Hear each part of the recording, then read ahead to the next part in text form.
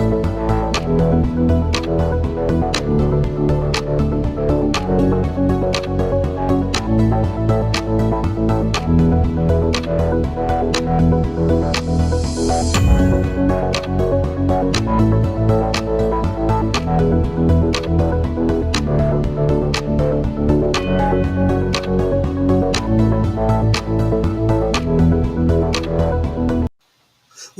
It is Wednesday, and you are watching a very special edition of Direct Line Live. Today, our guest is so big, so great, we needed to have 3 co-hosts tonight. Our guest tonight is Delegate Brenda Thiam. She is running for United States Congress in the Maryland 6th District. She represented Hagerstown, Maryland, the home of Mack Truck and Volvo, I think. Yes, is still right there. And Delegate Brenda, welcome to the show. Our co-hosts today are Mark Unkefer, Jackie Saxton, and Nicole Bennett. Take it away, guys. Thank you. All righty. Thank you. Thank you for having me. I'm excited to start getting into these District 6 interviews because it's personal for me as a resident of District 6.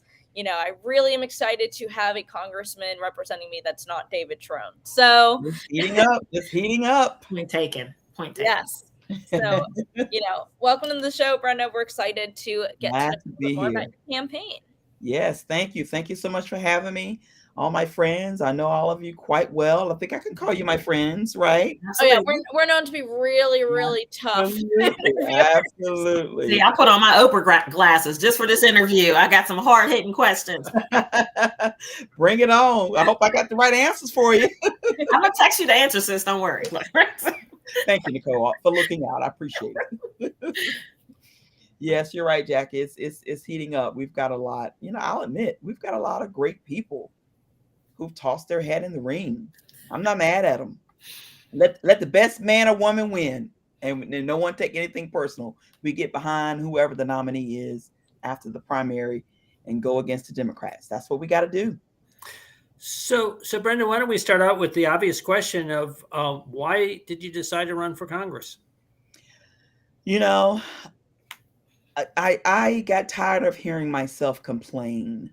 I even got tired of hearing myself complain about Biden administration, what they're doing, what they're not doing, the audacity of some of the policies that they're pushing. And, when you just kind of get sick and tired of yourself complaining, I just came to fruition and was like, you know what? I need to be a part of helping America get back to a place of going down the right path. And the only way to do that is to be a part of the process.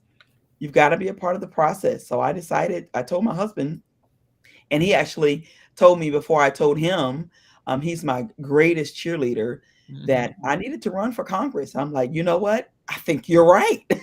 I think you're right. And I'm going to do that. And I thought about it, prayed about it.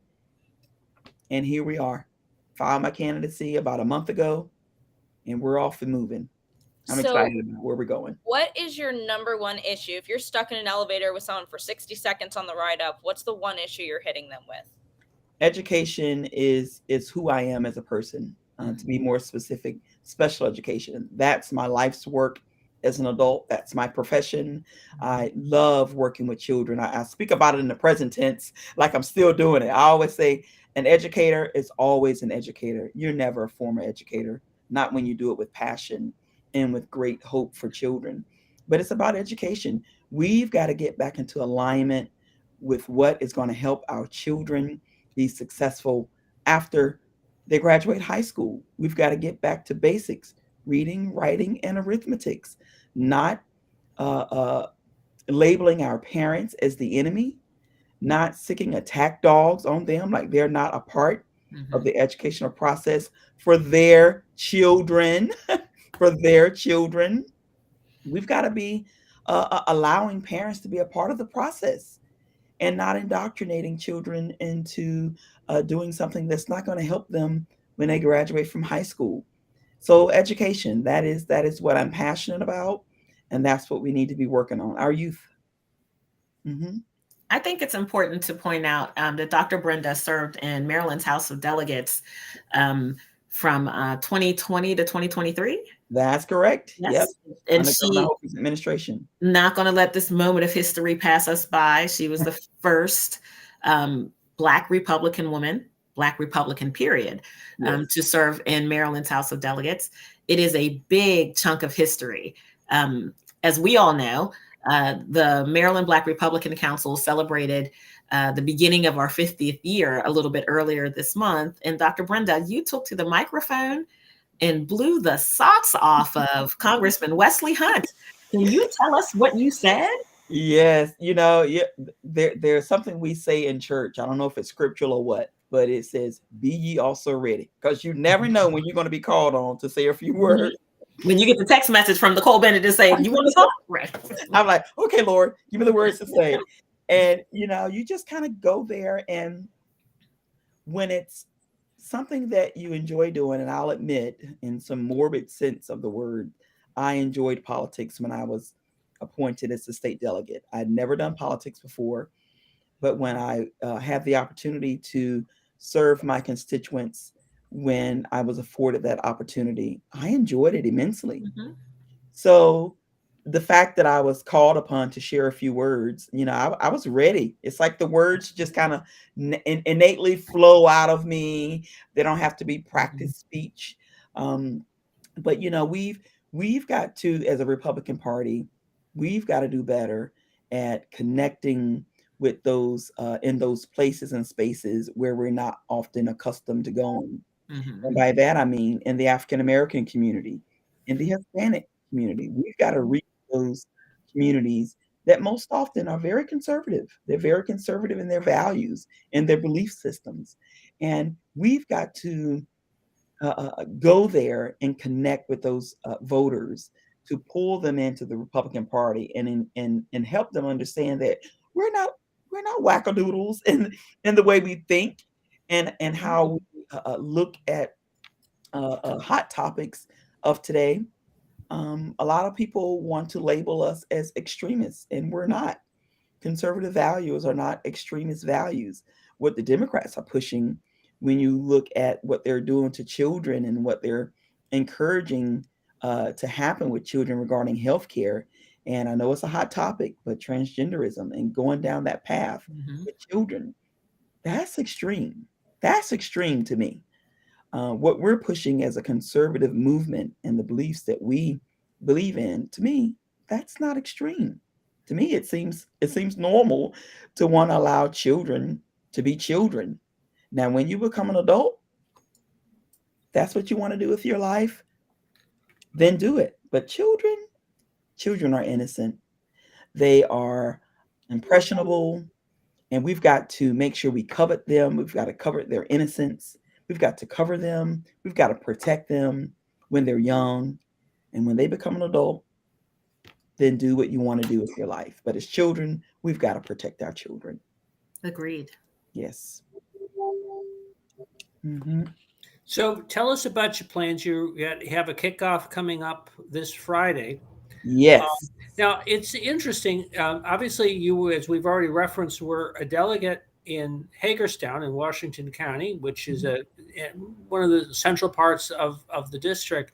That said, you're doing the kickoff in Germantown. Why is that?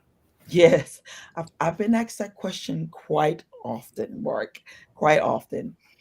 It's no secret that the last few elections for the congressional seat that I'm running in, CD6, that the Republicans tend to, the candidate sort of die on the hill of Montgomery County. That's where most of the independent voters are. That's where most of the population is. When you look at the CD6 map, I mean, we have a Washington County and Frederick County, Garrett and Allegheny, but for the most part, Montgomery County is really the meat of this election cycle. And that's the place where we tend to lose steam. So we've got to go there and show that we're not afraid. We are coming on your territory to launch our campaign. We've got to target the independent voters. We've got to target those soft Democrats. And of course, we got to speak to the Republicans to make sure that they get out and vote. But it's important that we look at where we tend to just kind of lose steam, and that's in Montgomery County. So we're going to launch in Montgomery County. Hopefully, we're going to have people that's going to come out and want to hear what we have to say and what we have to share. And people are going to be encouraged by what we have to share in our campaign. And they're going to come out and vote for Team Cham. I'm confident that our campaign is an electable campaign. We are relatable to people in Montgomery County.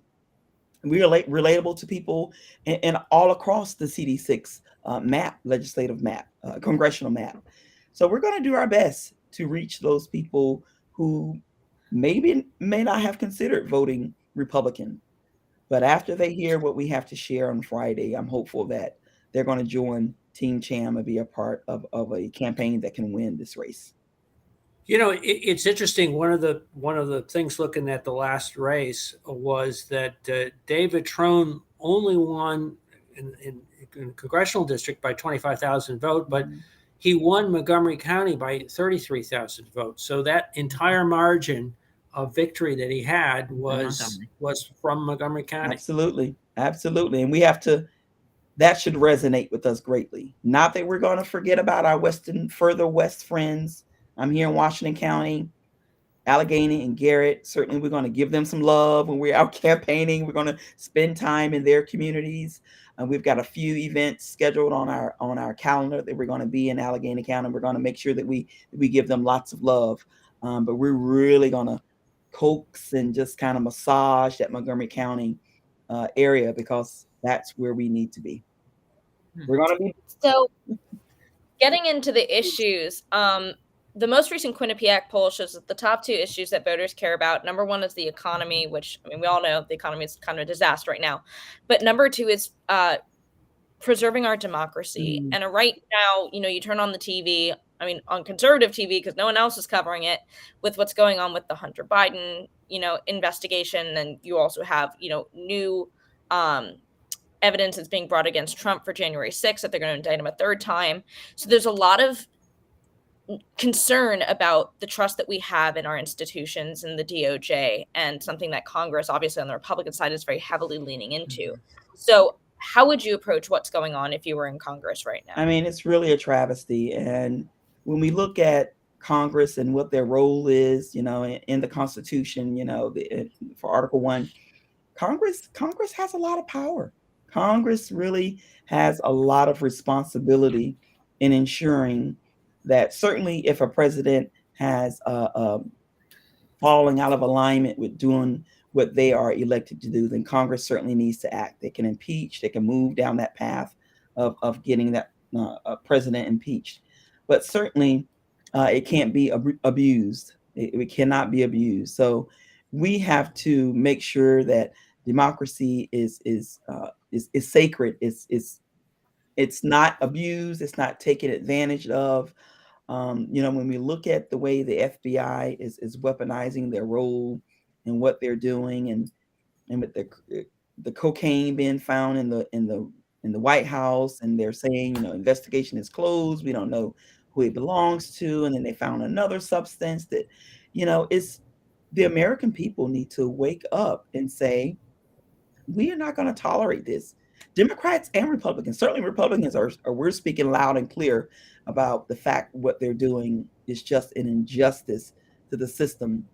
But I'm hopeful that once Democrats, or at least the soft Democrats, really see what's going on, they're going to realize that this could be them. It could be an average person who is being targeted. So when I'm in Congress, we need to, as I said, there's a lot of power with Congress. You know, we have we can do a lot as Congress people, representative, and hopefully, if I'm elected, one of those 435 Congresspersons that are going to go and represent and be the voice of the people, that is my hope that I'll be able to do that. Fantastic. So a little bit more about Dr. Brenda. Dr. Brenda and I belong to like a secret little sisterhood. So But Jackie and I belong to a very public sisterhood called the Power Pack, the Maryland Republican Women Empowered, but we call ourselves the Power Pack. Dr. Brenda actually served as the president of the Commission for Women in Washington County from 2016 to 2018. Now, this question really speaks to the diversity of your district. When you think of Western Maryland and the economic issues that they have there, their close proximity, especially Garrett to West Virginia, but then you also have a very metropolitan part by comparison of Montgomery County. When we think about downturns in the economy, issues with safety and violence, and the fact that Black women are now the largest consumers of firearms, what are we doing to make sure that women are going to be in the forefront of any kind of economic development, any kind of public safety initiatives, so that we all don't have to be Rambo, just to get to work in the morning? Right. Well, I am a member. Actually, I need to renew my membership. I just saw the ladies today. They used to call it well-armed women. And I think the name has changed to something else, Angels something. But I was at the Washington County Ag Expo today, spending some time there and hanging out at the Republican table. And the woman who is one of the officers of a group of women who, want to learn how to carry a firearm, who want to use their firearm because it's our Second Amendment right to be able to carry a firearm. And I encourage all women to look at into getting trained on how to carry a firearm or getting their license for their conceal and carry. I have my firearm. I'm planning to go back to the gun range, make sure that I know how to aim correctly and not be afraid of my firearm. I encourage women to be a part of that, to go out and get their conceal and carry, get your weapon. With public safety the way it is today, as a woman who is single and that travels quite a bit, usually by myself in my car, making sure that my personal safety is covered is a paramount concern, and not only of mine, but the men in my life who love me, right?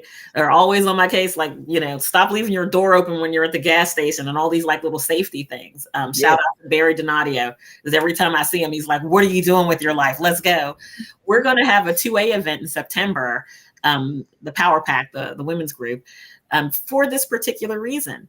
I think a lot of women who are now finding themselves a little bit more accessible than normal, a lot of more single than I guess traditionally. This may be a hot button issue, especially in the whole of your district. The more rural places, I don't think 2A is a concern, but Montgomery County, that may come up. You need to encourage women that you can be safe with a gun. I wasn't always a gun owner. 15, 20 years ago, I never even thought about needing a gun. I never thought about wanting a gun.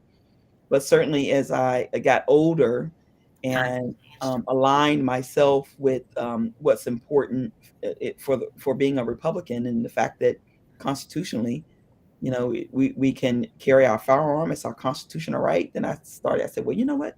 I need to get into a gun class and not be afraid of guns. Guns don't fire off themselves. You can operate a gun safely, and everyone can be safe in your home. I have a firearm. My husband has several. We keep them safely away from visitors when they come. I see no harm in wanting to have a conceal and carry. So returning back to District 6, obviously the control of Congress is a huge deal, and we now have a very closely divided Congress. There's about 5 extra seats that the Republican have, and as a result, they're in the majority. But a swing of just 6 seats the wrong way would flip control. So each and every congressional district that's competitive is going to be very closely fought. Already, District 6 is one of the purplish districts. I'm not sure that's the right word, because the way there were some very red areas and some very blue areas. As a result, collectively, this is one of the most competitive districts in the country. When it was designed, Yes. it was like plus, depending who you listen to, it's either +1 or +2 Republican or +1 Right. +2 Democrat. It's that That close, close. Mm-hmm. that close. But add to that, the districts that tend to be the most likely to flip are the districts that are open. So we have David Trone, who was competitive for a long time, Mm-hmm. held the district, is running for the U.S. Senate. So this is now an open seat. We don't know who the Democratic nominee is, but whoever they are, they're going to be on a roughly even playing field with the Republican candidate. Right. So help me out and understand with how you, the conversation that you've had. We talked about Wesley Hunt. But and obviously the Republicans are looking to see who wins the primary, but because this is such a crucial district to that majority, how does that fit into your plans as a candidate? Well, you said a mouthful there, Mark. You're right. It's you talk to one person and it's +1 Democrat. You talk to someone else, it's +2 Republican. With all that, it's still a very difficult. It's going to be a difficult seat for us to gain. And many people have said that to me when I'm out having conversations or when I'm calling people asking for money and asking them to donate, and they're saying, some of them are saying, I don't know if we can win this seat. I don't know if a Republican is going to win. And you just want to tell them, come on, we can do it. You want to rally the troops and get people excited, but in the back of your mind saying, yeah, it's going to be tough. It's going to be hard. I don't want to negate the fact that it's going to be difficult. I know it's going to be difficult to win this seat. But when we look at the fact that it's not heavily Democrat, it's going to take the right candidate to help us get out of the general election and win this campaign. It's got to be the right candidate. And not speaking in an arrogant way or overly confident, but in a way I am, I feel that person is me. I feel that I'm moderate enough where I can relate to Democrats, that I am electable enough to win us this seat. And I don't want to use the verbiage and because for sake of not being able to think of the right word, but I'm not too far right. And I'm certainly not too far left, but I'm in the middle where I can hold on to my conservative principles and my values and be able to communicate what the values of the Republican Party is and what it stands for. But I also feel that I can work easily with Democrats. I did that in the Maryland General Assembly. I worked closely with them, certainly with my colleagues in the Republican caucus. I work well with my colleagues in the caucus. But I feel that I can connect and relate to people who may not share the same political beliefs that I share, be respectful to them. Mm-hmm. And they can certainly relate to what I have to share. We can all play nice in the sandbox, but get my needs, certainly for CD6 constituents, across, and do that in a manner that's respectable. So it's going to have to be a candidate that's going to get us out of this primary successfully and certainly get us across the finish line in the general election. But that person has to be it has to be a moderate person. It's not going to scare off the independents or the soft Democrats. It's interesting. There's a model for that, which is in 2018, Larry Hogan overwhelmingly won District 6, while obviously David Trone was also winning. But even just the areas that we're focused on before, with the announcement in Germantown, with the section of the district that went so heavily for Trone last time around, 75-25, Larry Hogan won that area. He overall in Montgomery County, he got 44% of the vote. But the District 8 part of Montgomery County is the more Democratic part. Now, while there's certainly very Democratic precincts in particularly Germantown in District 6, there are also a lot of precincts in it that Larry Hogan won. and overall he won District 6 as well. So are you you do have, suggesting I need to order Governor Hogan's book, his latest book, his playbook, sort of use some of his strategies? there may be an idea there. You may want to take a look at. And again, I appreciate that you know that sometimes folks have an issue there, but it is Yes, yes, certainly. it is a model for winning in the areas that we need to win in District 6. That's correct. That's true. So, who would you say? And obviously, you would be your own congresswoman with your own personality. But who would you say? What current sitting member of Congress would you say you most closely align with in your style? Oh my style? I don't know. Let me see. Maybe when I look at Congressman Byron Donalds, he's like he goes hard in for, when he's on committee and he's questioning about bills. Congressman Hunt, he's got some fire in him whenever he talks. I'd have to say Congressman Hunt. I mean, I met him, and I also met Congressman Donalds. I'd have to say probably one of those two. That's Marjorie good. Greene, probably not. She's a little she's a firecracker. Though that she represents her people well, her district well. But I'd have to say probably between those two, Congressman Donald or Congressman Hunt. That's good company. Yes, absolutely. Do you know, when we're talking about your district at CD6, we don't need it to be easy. No. We just need it to be worth it, right? Right. That's the Republican mantra. Let's get it. Let's go. You can talk to me about soft Dems and all that from here to across the street. But what it comes down to is voter engagement. And, again, having seen you prior to being appointed to delegate, during your tenure as a delegate, I've seen you interact with people. And one of the things that I think the biggest takeaway watching you interact with the voting public and the children of the voting public is you have this way of kind of meeting people where they are, which sometimes gets lost on people who are elected to power. They fill their head up with grandiose ideas of who they think they are. And this is the reason why I love Maryland's legislature, where you have to be a citizen legislator. You do your quarter and you go home and live under the law you just made with who voted for you. That's right. Taking that to Congress, taking that kind of personality type to Congress, do you think that you'll be able to spur more wins in Maryland if you were to win this seat? Would you be able to spur more wins? Absolutely. I think that's really the crust of all of this political stuff that we're doing when you're running an election, when you're campaigning.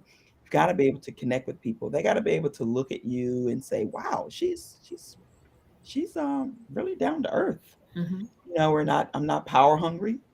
I just want to do the work of the people. I just want to be a part of helping us be a better country, helping our communities be better, and just be able to connect with people. I don't think that's too far-fetched of an idea to want to be a part of the process. I'm not power hungry, despite what some people may label me as. Oh, she didn't win the state delegate seat, so she wants to be a part of politics because she's hungry for power.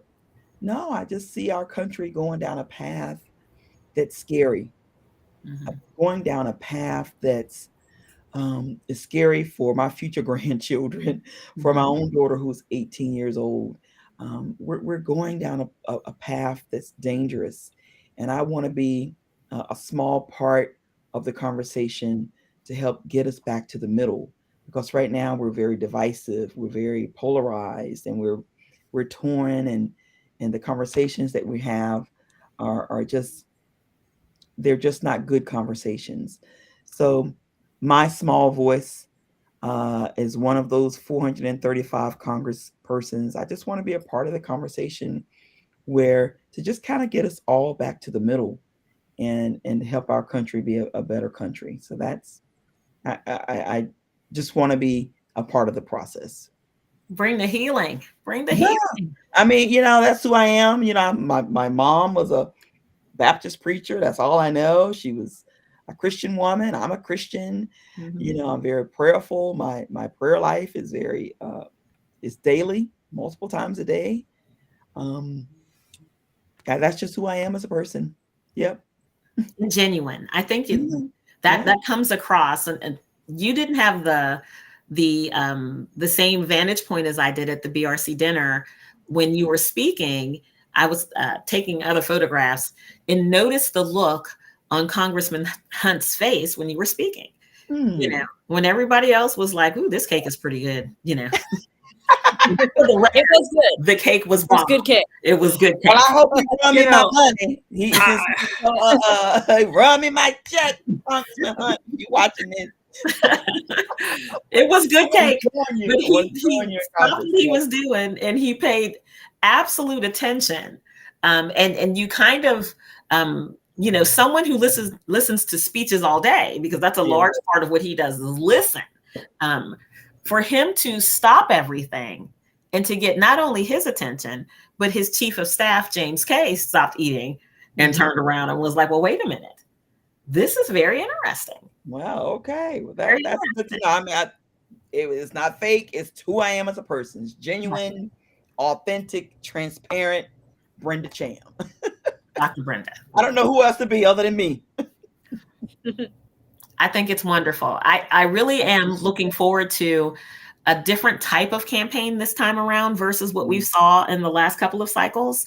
You know, having a campaign that focuses on bringing the community together versus what separates us, finding the middle ground and standing on it, I think will be very important, not just from a party perspective.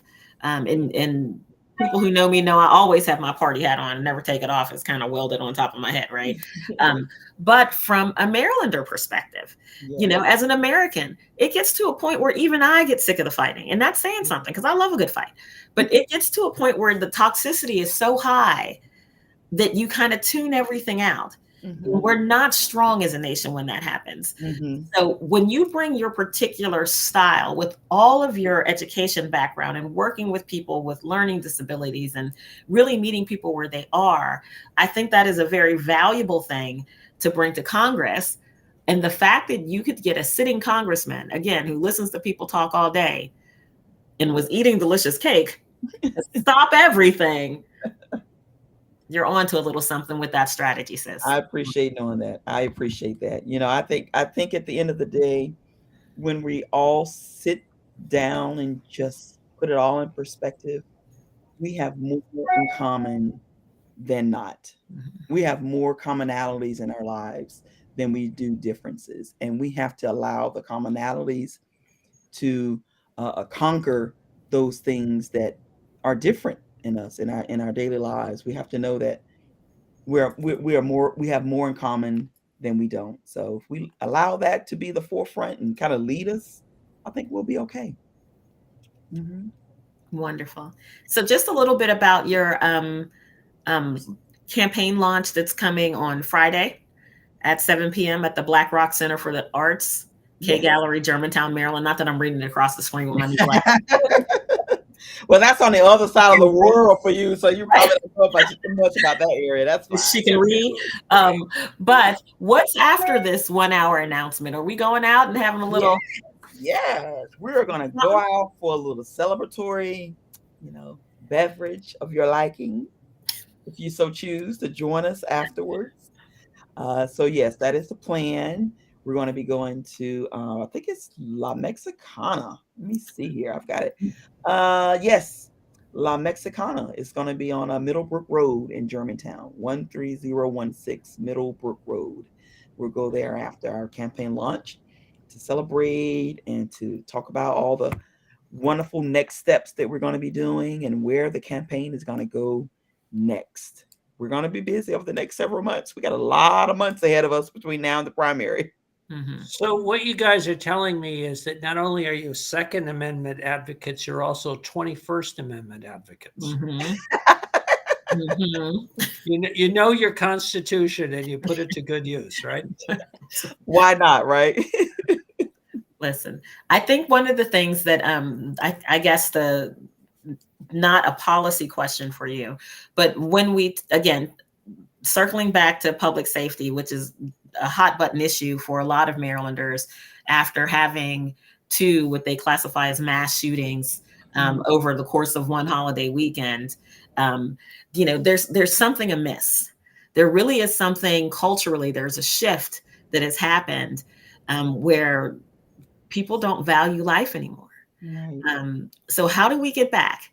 What do you think the steps are to kind of save our children from this, my way or the highway kind of thinking, and get them back to, I hate to say the word, but to critical thinking, to making wiser decisions?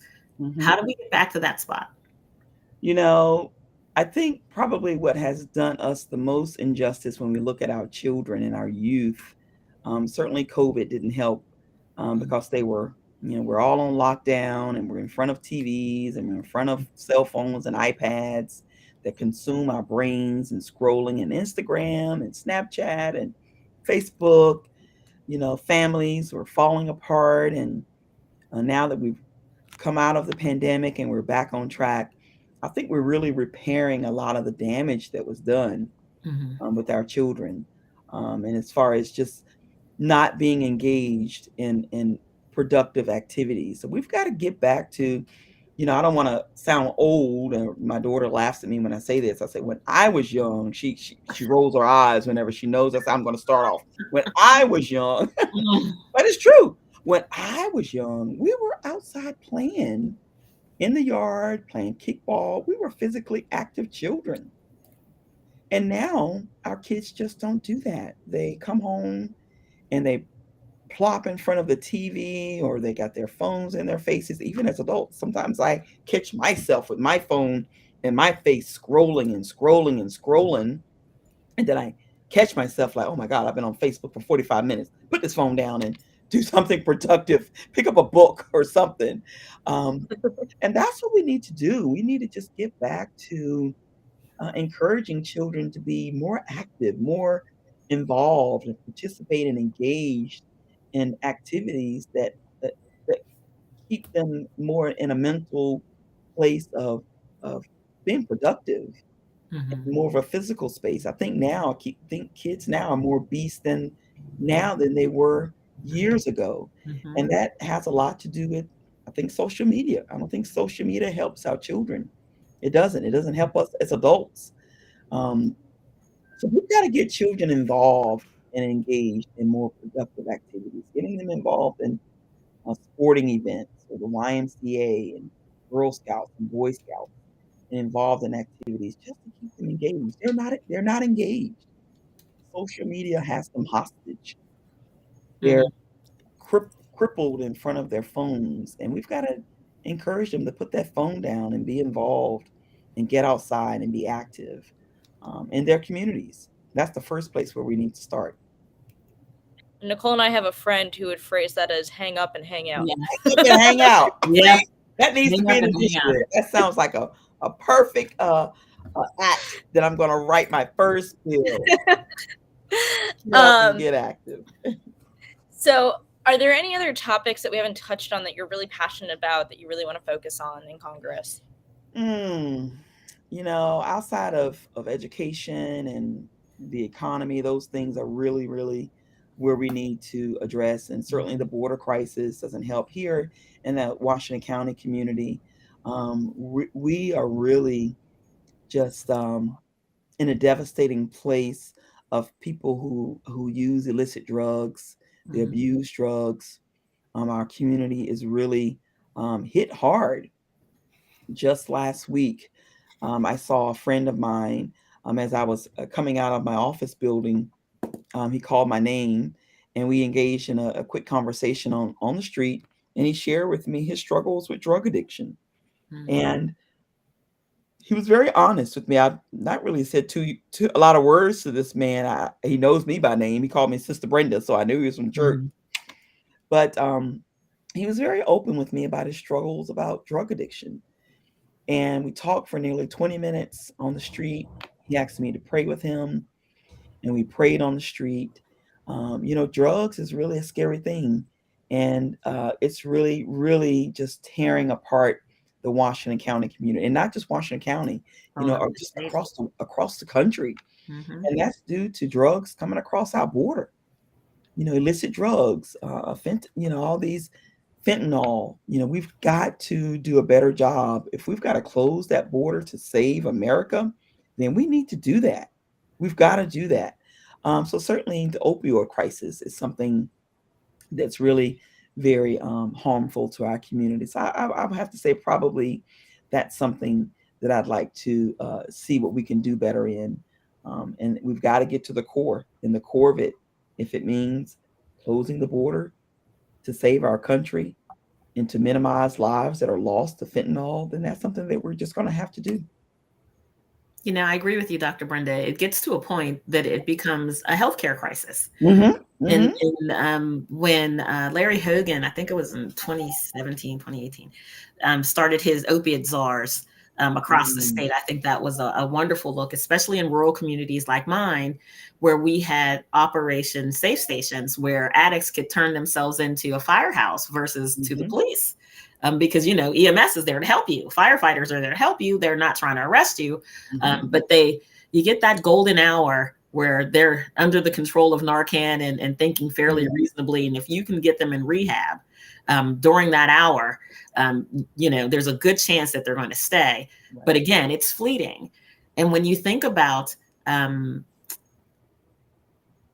hopelessness that comes with a bad economy, not being able to protect or provide for your family, coming out of COVID where families were kind of struggling with being together 24/7, 365, that was an issue for a lot of families. Drugs seem like an easy escape from an untenable reality. And getting people from drug addiction to being clean and sober, it's a dance. 2 steps forward, a couple steps back. Yes. But some communities don't have enough funding to do the dance. What do you do? What do you have then? We're having an issue with what's important to us as Americans. Healthcare should be paramount in everybody. I mean, we're all humans. Let's take care of one another. This is a healthcare crisis. This thing with the fentanyl is a healthcare crisis. Absolutely.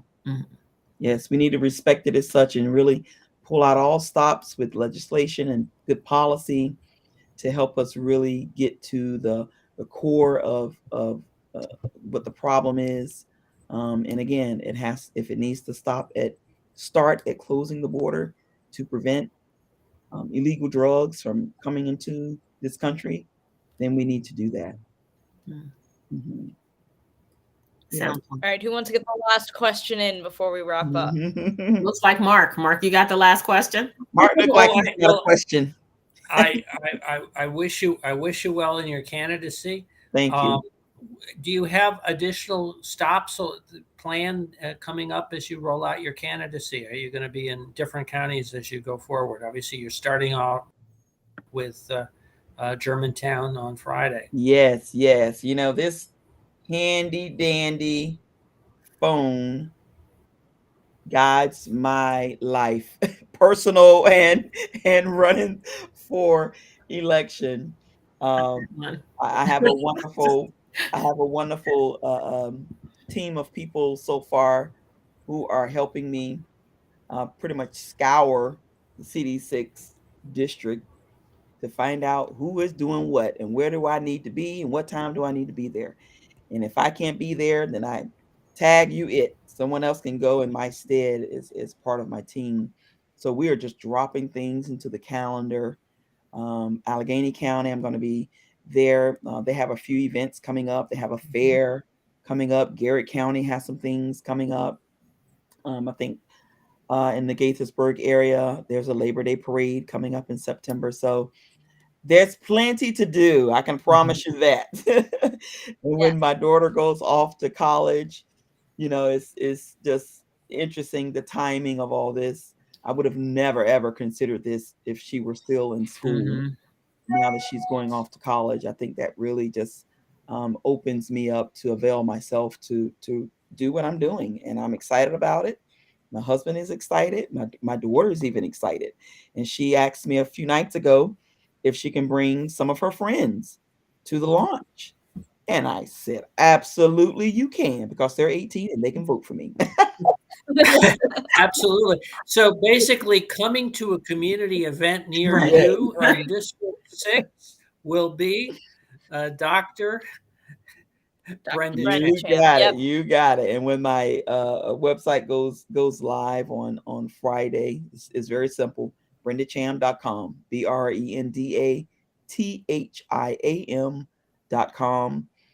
There'll be a calendar on there, and people will know where we are, and they can hopefully come and hang out with us and spend some time and learn more about who I am and what I hope to do when I get to Congress next year.